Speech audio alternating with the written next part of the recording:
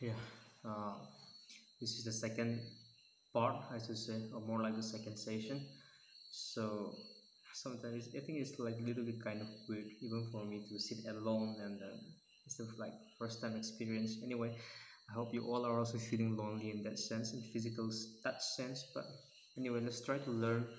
Uh, let's try to cooperate and learn from one another.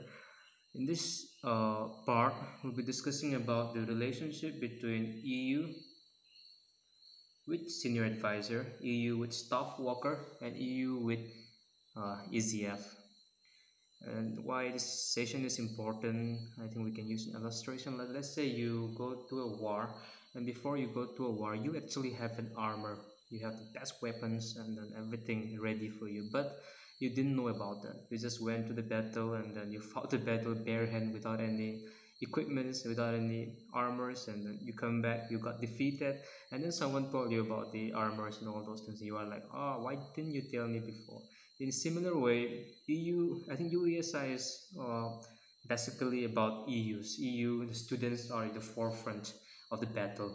But they should not forget that they have this armory of senior advisors, staff worker, and EZF who are there for them. They are there to help them in every ups and down. They're there to counsel them. They're there to guide them. And they're like the backbone.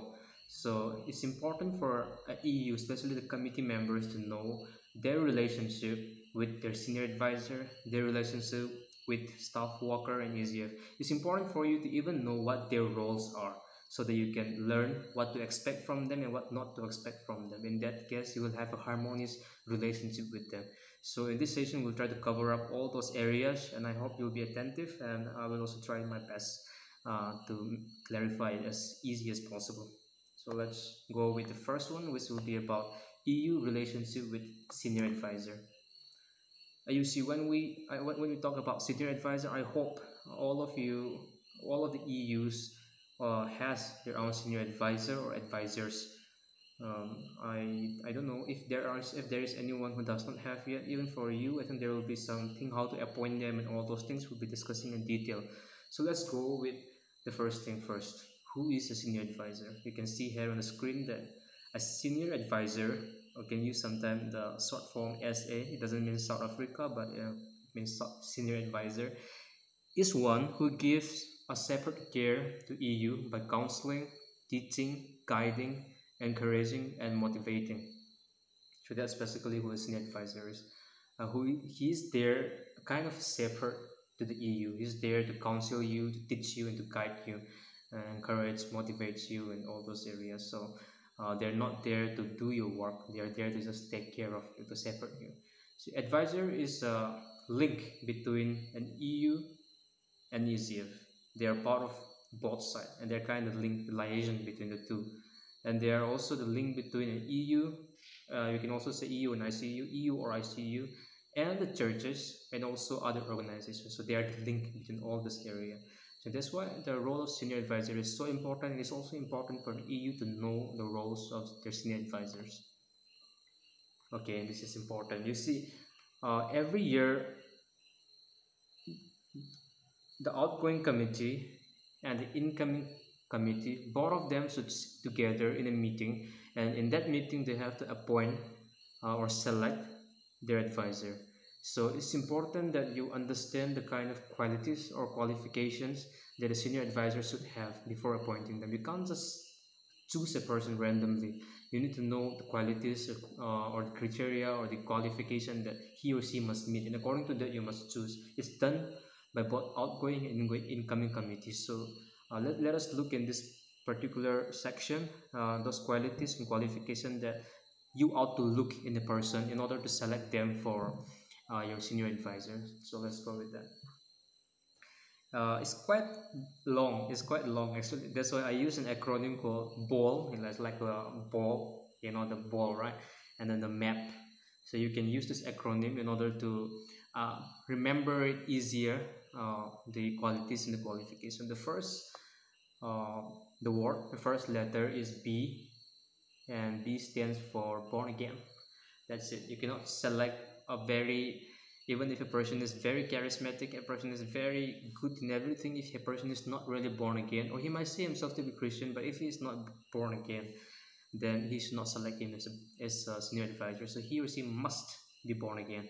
And then he should be from evangelical Christian. When we say that he should be from evangelical Christian, I mean to say that he should subscribe to the central truth of Christianity, like the Bible being the Word of God, and then the atonement means salvation through grace, salvation by grace through faith, and all those man doctrines that we have as Christians. So he must subscribe to those things.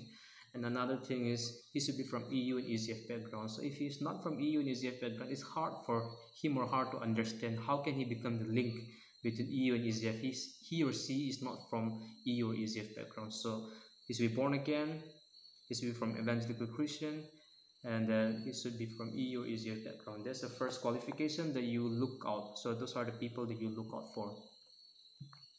Next will be O. Yeah, his home should be open. I think we have discussed a lot about the concept of open home, and an advisor that you're looking for must have his or her home open. Doesn't mean that all the doors and windows are always open. No, we don't mean that by open home. What we mean by this is that his home can be used for prayer, where you can come together with him and you can pray together with him, or you can use it for planning and committee meetings, and also you can go there, take counsel from him. In that case, we're talking that his home should be open to students for prayer, for planning, for meeting, for counsel. In that case, it should be open. So O, B for born again, O for open. Remember that. W is willing. So you see, a senior advisor talks is to develop the potential of student. It's not to it's not to harden the potential of the student, but to develop their potential. And how can he do that? He can do this by letting the student take the initiative in everything. So he should not be like the boss kind of thing. So you should look for a person who can do that, who can let the student develop their potential, and then who respects student initiative. So another thing is he should be willing to invest his time, his talent, and for the ministry, and he should also be willing to step down from his boss if he has some kind of moral lapse. Sometimes what happens is that a Christian is very hard, and sometimes a person that you have chosen as a senior advisor might end up doing some really shameful thing, or maybe in terms of moral, and he have set a very bad example. In that kind of scenario, or he end up disagreeing with some of the doctrines of USI, and then in that scenario, he or she should be humble enough or willing enough to step down from his post. So you should look for those type of person who are willing to lead the student, let the student develop their potential, let them do student initiative, willing to invest their time, and willing to step down in case of moral lapse. So that's W, willing, willing, willing. So remember that. Next we have L. L will be about love and link. The first thing is that the person that you're looking for must love the students. If you don't love the student, how can he be a student ministry? So he should love the student, should love student evangelism, must have vision and commitment for student ministry. Second thing is link. We've already discussed this in the definition. Link between EU and ECF, and EU and the church and organizations. That's L. Now let's go. Our ball is we already drank our ball. Now it's time for map. So M is motivation. EU and senior advisor is someone who motivates not just EUs but ECF also to establish sales or new EUs in different colleges and centers to start the pioneering work. So a senior advisor role is to motivate EU and ECF. So that's important. He should be someone who can motivate. A. There are three words for A. Agrees, actively participates, and acceptable. First of all, when you are looking for a senior advisor, you must choose a person who agrees to the aims, the policies, and the doctrines of UASI. So a person, you cannot just say, oh, that person is very good, but he does not agree with the doctrine of UASI. But anyway, I think it's okay, we can choose him. You should not say that. You should look for a person who agrees the aims, the policies, and doctrines of UASI. Secondly, He or she should be someone who participates in the EZF programs. Uh, this is important. And then second one, the third one is that he should be also acceptable to local EZF. He should be someone who participated in EZF program, and he should be someone who's acceptable to local EZF. Why? Because as I said, a senior advisor is a link between EZF and EU. So he should participate both in EZF activity and EU activity. So look for those people who are part of both the EZF and the EU, who participates there and participate here too. Let's go with the last one, P. And P, he should be, or why am I saying he? Anyway, I'm sorry for the sister. He or she, uh, he or she should be a person of prayer and a person of the Word of God. If he or she is not a person of prayer, he can't set a good example. He or she should be a person of prayer and word. In that way, he'll be wise enough to guide you and to support the student to witness effectively. If he's not setting an example himself, he cannot do that. So he or she must be a person of prayer and word. So remember that. Ball, map, remember that. Appointment.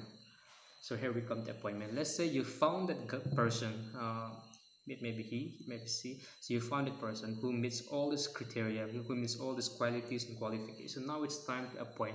You cannot just go to him and call him and say, brother, we choose you. You're so fortunate that we choose you. You cannot say that. There is a procedure to do that. So let us look at the procedure. Yeah.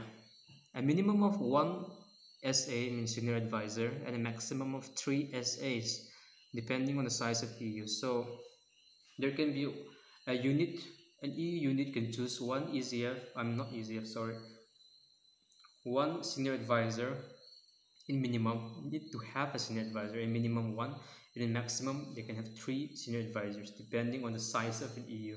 So if the EU size is small, they can suffice with one senior advisor. If the size is quite big, then they need at least 3 senior advisors. So maximum 3, minimum 1. Remember that, not more than 3 or not less than 1. So that is the first thing. Another thing is that it should be elected by the combined outgoing and incoming committee, not alone by outgoing, not alone by incoming, but both. They must do it together in their maybe final, before they hand over perhaps, or after they hand over, they can come together and discuss about the senior advisors. So these are the 2 things you can use to do. You can choose 1 or you can choose 3 depending on your size, and you do it together with the outgoing and incoming committee members. Yep. Thus, senior advisors should be selected in consultation with the outgoing senior advisor. So let's say you already have a senior advisor. Most of the EUs here are not new. You're already also, you already have a senior advisors. As we said, they must be annually appointed or renewed. So when you're trying to choose a new senior advisor, you must take the counsel or consultation of the existing or the outgoing senior advisor. That is necessary. That is important to take the consultation. Okay. The appointment is normally for a period of 1 year and should be done within 15 days after a new committee has been selected. The below part is a little bit strict, but anyway, the first part is important, which is that the appointment timing, the duration is 1 year. When you select an EU, the contract is 1 year. And after 1 year, you can reselect him again or you can change him again. So it's 1 year. Remember that. Even though we say it's 1 year, it's always advisable to have them for 2 years. Let's say you choose a person and after 1 year, it's good that you reselect him again, at least for 2 years. Because when we do that, because of he already spent 1 year, and the first year it's almost hard for anyone. So it's good to give him at least 2 years, because he or she can also grow and experience, and it will be good for him, and it will be him or her, and it will be good for you also. So it's advisable to have them at least for 2 years. Don't get confused. The contract is 1 year, but you can renew it again every year. In that sense, we're talking that at least give them chance for 2 years, maybe select them twice. In that sense, both the EU and the senior advisor will grow in experience. As we said, the same thing, the outgoing senior advisor is eligible again for reselection. This is important. The senior advisor must declare in writing annually their total agreement with the aims, doctrinal basis, and policies and working of UASI ministry and their willingness to serve as a senior advisor. So when you appoint them, they must sign a declaration, and that declaration is, I have not put here in the slide, but I'll give you the resources afterward, and then you can see there, it is already there, you can copy it from there. You must put the aims, you must put the doctrinal basis, same with the membership form, and the policies, and below you must write the declaration. There he can sign it, he can write his name, and then he can sign it. So every year you must renew that. If you're choosing a new senior advisor, then you can give it to you can let him sign the declaration in writings. It's important to do that. So these are the all the necessary measures you must take before appointing a senior advisor. So if there is any question, later we'll have discussion, you can ask in that time. The role of senior advisor. The senior advisor role with the EU is vital. First is to counsel and to coach, not to dominate and stun the student growth. It is a difficult task. So a student advisor role is actually a very difficult task because he has to balance between two things. He have to coach, he have to counsel the EU. At the same time, he should not overdo it in order that the student cannot take their own initiative, cannot make the decision anymore. So keeping in mind the student initiative, at the same time counseling them is quite a hard balance to maintain, but that's the senior advisor's role. And I think it's even important for EU to know what a senior advisor's role are. So let me give a quick tour to it. I'll not take much time. Let's go quick. You can discuss again later on, or you can read it by yourself when I give the materials. Okay, senior advisor can help you um, on how to lead a ZBS, a group Bible study. They can help you the techniques and all those areas. He can also coach the committee member in leading meetings, like he calls you and then the new committee is still new and they don't know how to lead the committee meeting, so he can help you with that. This is how we lead. He can orient you in that area. He can also advise you all in making decisions.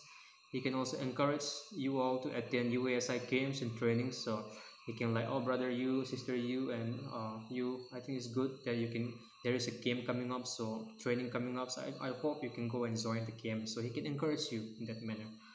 Another thing is he can also take doctrinal sessions. He can also take practical talks in the EU meetings. You can also invite them and then let them share about doctrine, one of the doctrines in your doctrinal Sunday, and also practical talks. So he can also help you by opening his home to you all, so that you can come, have prayer, have food also. I think that's also important part. I have eaten so many food and senior advisors also. You can do that too. And the prayer meeting, all those things with, in his home. That's called open home. So he can also host committee meetings sometime in his home. It's quite interesting when they host because food is compulsory. You can go and have a nice tasty meal along with the committee meeting. Another thing is he can also suggest you speakers. So he knows better, he has more experience, he has more connections, so he can help you with suggesting speakers.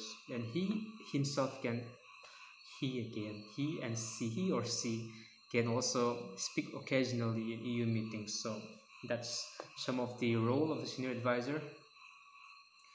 A senior advisor, and these are the points that you as a committee member must know, especially the president, secretaries.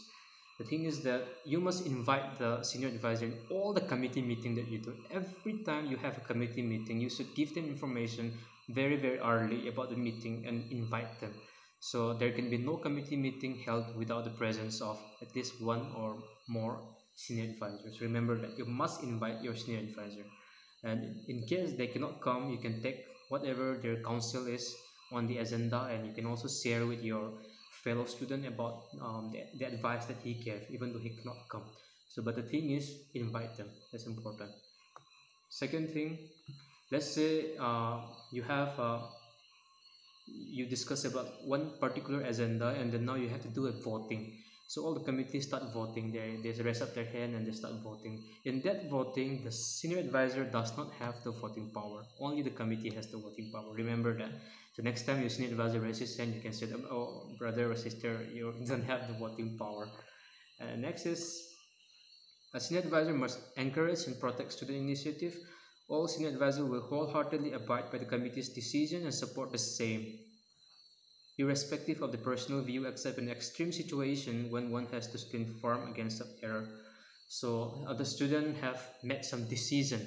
So the final decision always rests with the student. He can take the counsel advice of the senior advisor. So a senior advisor must understand this particular thing. He must understand that he cannot, how to say, override decision of the committee. The committee has the last saying on that. You have the initiative on that. So only in extreme situation when advisors know that you're going in the completely wrong path, only then he can say that this is completely wrong. Apart from that, he don't have any power in this area. So decision lies with the students. Yep, that's the end of the relationship between EU and ECF. Now we'll go to the relationship, the relationship between EU and senior advisor. Now we'll go with the relationship between EU and staff worker. And even now, as I speak, I know you already have known the staff worker who are there in your area, and even in the state. You are well oriented with them already. So it's good to maintain the contact in this section. We'll discuss about what kind of relationship you ought to maintain and also what a staff worker ought to do. Okay, this is it. The staff worker represents UASI's greatest contribution to EU. No other person can spend as much time and effort on it. The impact of his or her life, work, and hence EU work. The staff worker are the only people, it includes the coordinator, they're not different. So when I say about staff worker, it also includes the coordinator. So the staff worker are the only people who are a full-time worker in the USI, and they are paid with honorarium for the work, and they are there for you 24 hours, 24 into 7. So I think they are the greatest asset the USI can give to you completely. A full-time worker there to help you in your work. So you must take the full advantage of that. Now, how can you take the full advantage of that? And here are some suggestions that they give. A president writes to a staff worker to confirm the arrival, departure timing, accommodation, etc. So you see, when you talk about the staff worker, it's up to the president. You have to invite them. You have to make the best use of your staff worker. How can you do that? You have to arrange a meeting in your EU, and then you should tell the staff worker exactly what kind of thing that you want him or her to say on the topics and the situation, then everything. Then you write to your staff worker, then confirm which time are you coming, which time are you going, and then this sort of accommodation is available, and we are going to do this for you, so etc. Try to how to say, have this prior talk with him or her, the staff worker, about his or her arrival and departure and timings. Then you should remember the staff worker is EU guest, so treat him or her as a guest. So don't let him or her work like a servant, and then don't try to act like a guest yourself. So he or she is the guest, treat him or her like a guest, and accommodate him or her or near the campus. President and secretary orient him to EU affair. So let's use a scene. You are a president now, and then you want to invite a staff worker. Maybe he's there at Imphal, and then you want to invite him or her. And then let's say you want to invite Sister Anima to speak. You are in Jorjampur. So what the president should do is you call up to Sister Anima and then tell her like, we are going to arrange a meeting, and then these are the necessities. So you can discuss with her what time she's coming, what time she's departing, and accommodation, all this, etc. And then you can say like, okay, we are going to accommodate you here. The best thing is as much closer to campus, that's best. And then you can tell her exactly what the situation, the affairs in the EU, that these are the problems, these are the things, and we want you to speak related to this problem. So this is what we want. So you can orient her, and that according to that, she will maybe prepare her speech, or she will do her activities in the line of how you orient him or her. And after the committee meeting coincides with staff visit. In the meetings, he or she is acquainted with EU business, sees all members. So make sure that you have a meeting. Make sure that she also attends the meeting and she sees all the members. You can have a prayer together. You can have a talk together with your staff worker.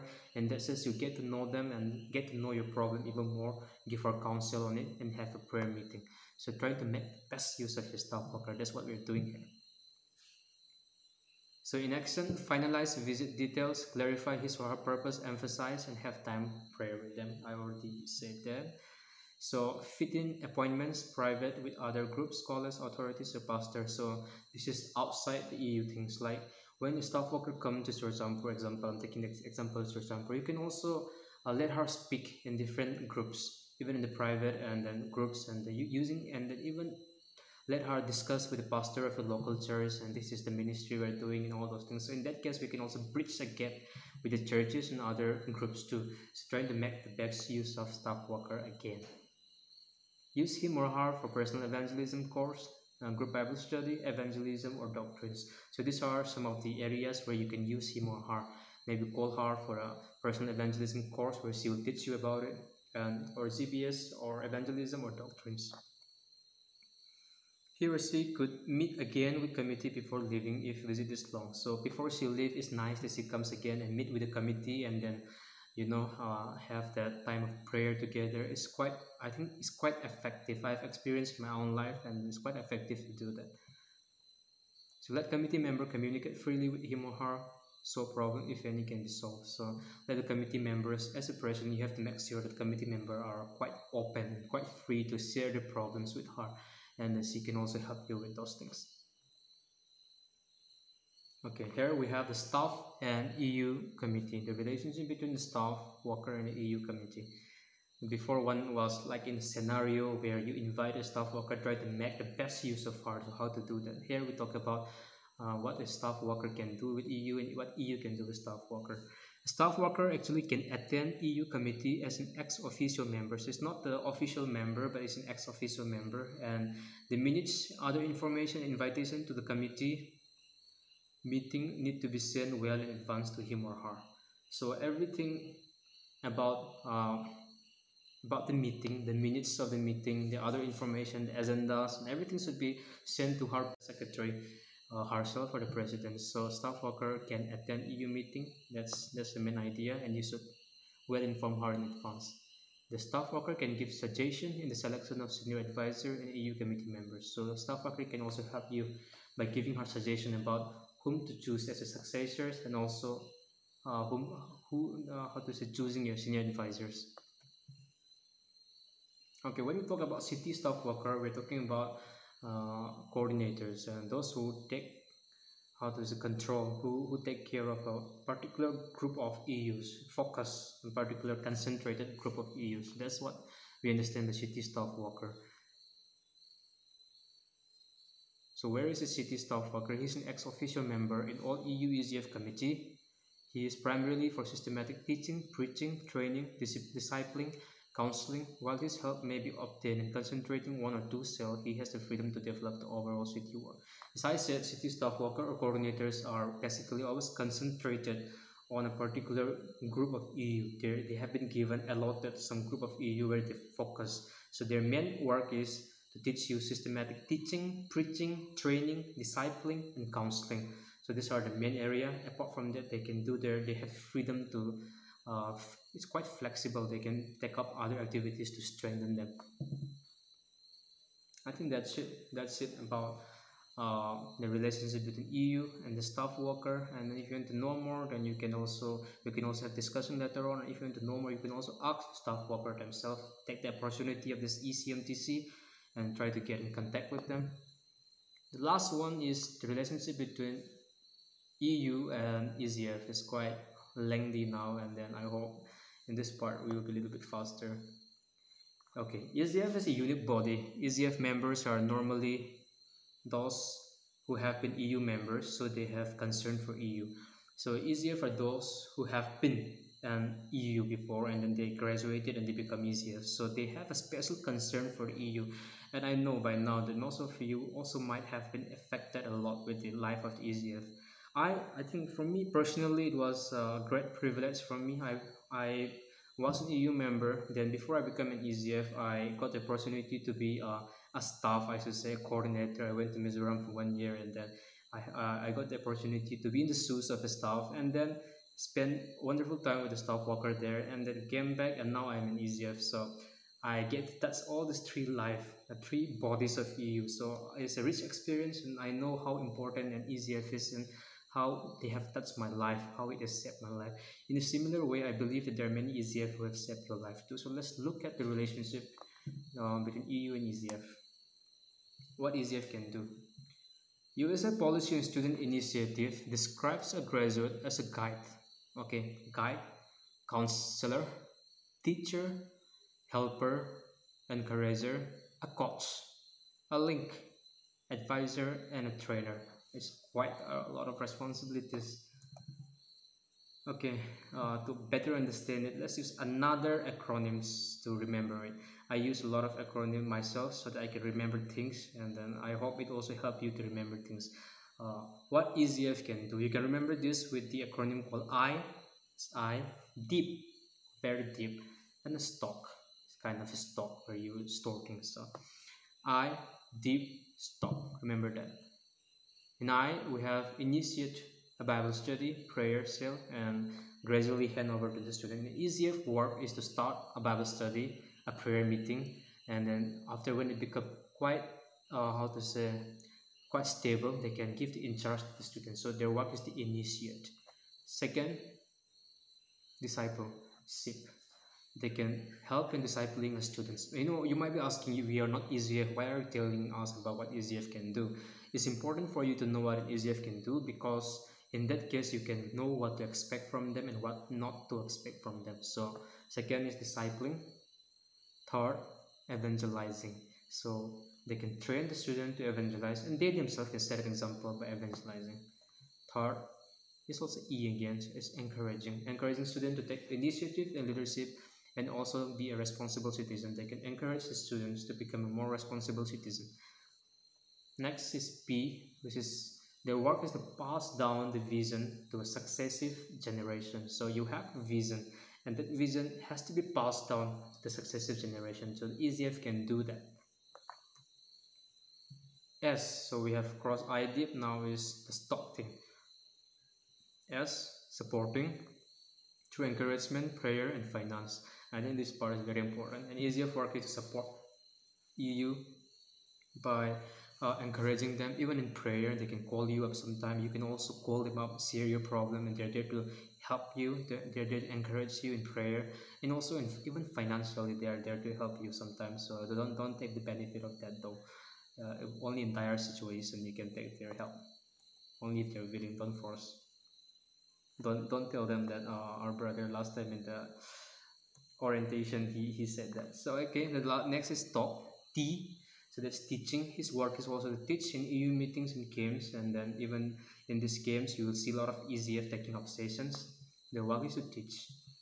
Another is open home again. So their home must be open, and evening at a home means a lot to a student. It is a lot, because I have been to so many ECF home and I know what it means. It is such a wonderful time to spend with them, prayer, and then have a wonderful time sharing, and also most importantly, of course, eating. You cannot miss that. Next is C, is coaching. So they can also, the ECF is not just only for, how to say, they're not just there only for spiritual benefit, and also they are there for your academic studies, so they can also help you by coaching you. And this is also a very area where we have neglected a lot, especially in the Manipur context. And then this is an area where we're trying to work more. So even in coaching, I think ECF can help extend your hand.